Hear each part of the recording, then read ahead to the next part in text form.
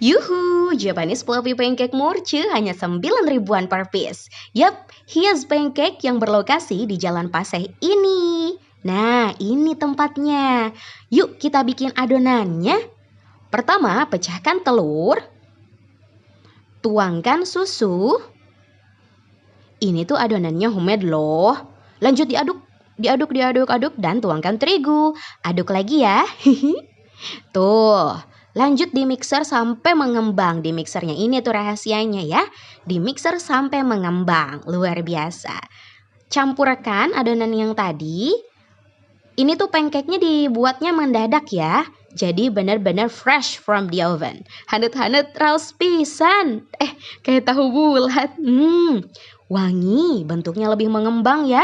Teksturnya lebih lembut dan fluffy. Ya nggak sih? Ini harganya tuh murah pisan. Hanya